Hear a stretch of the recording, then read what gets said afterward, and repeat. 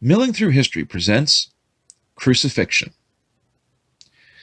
Crucifixion itself is one of the cruelest punishments ever created by man.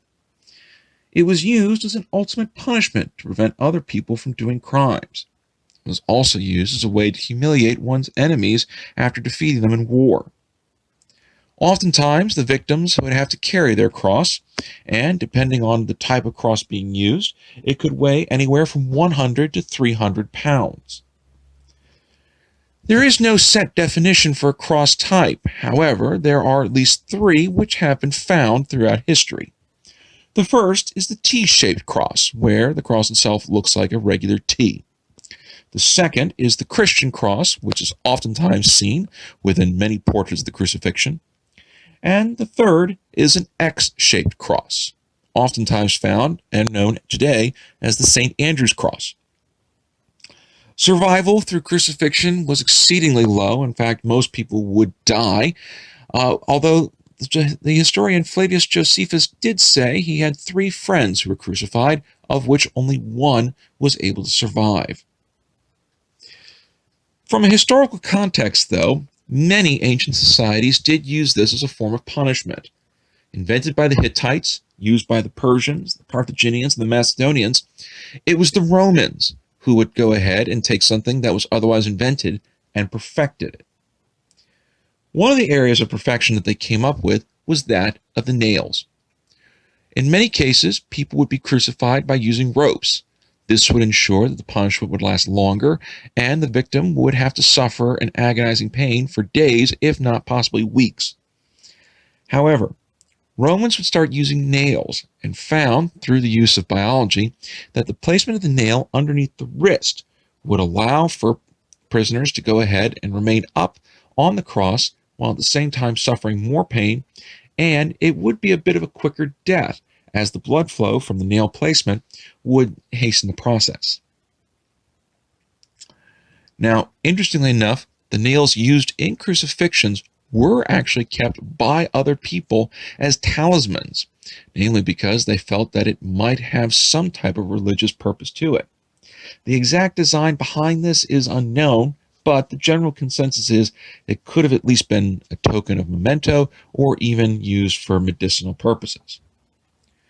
Notable crucifixions done by the Romans include the remnants of Spartacus's army of 6,000 soldiers in 71 BC, Jesus of Nazareth sometime between the years 30 and 33 AD, St. Peter on the cross, which was placed upside down, and St. Andrew, who has the X-shaped cross. During the Middle Ages, artists would purchase corpses and then crucify them in order to accurately paint the body of the deceased in order to show Christ as he would have been on the cross itself. During World War I, rumors of German soldiers crucifying a Canadian soldier persisted throughout the war. No evidence has ever been conclusively proven to show it happened, but the story did help to create propaganda throughout the rest of the war. In modern society, there are some villages in the Philippines which will reenact the crucifixion every year at Easter time. And depending on the participants who are taking part in this reenactment, some will actually have themselves nailed to the cross and keep those nails themselves.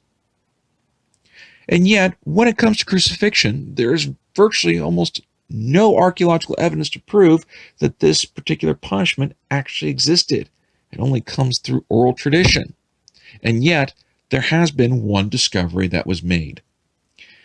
Found in Jerusalem, there is a nail fragment that came from an individual by the name of Johanan.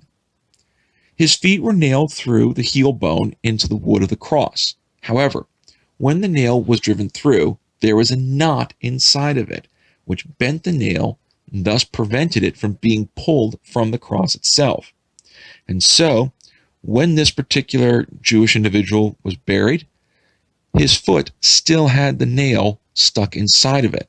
And as such, when archaeologists discovered it, they were then able to go ahead and see the only form of archaeological evidence to prove that crucifixion actually occurred. Now, a plaster copy has been made and is viewable for visitors who go to see this particular exhibit, but the original is kept safely behind closed doors in a safe, namely because the Israeli Antiquity Authority is very particular when it comes to displaying remains of deceased individuals. Be sure to click like, share, and subscribe for future episodes of Milling Through History, and be sure to leave comments below for future episode ideas. And be sure to take a look at our suggested reading page.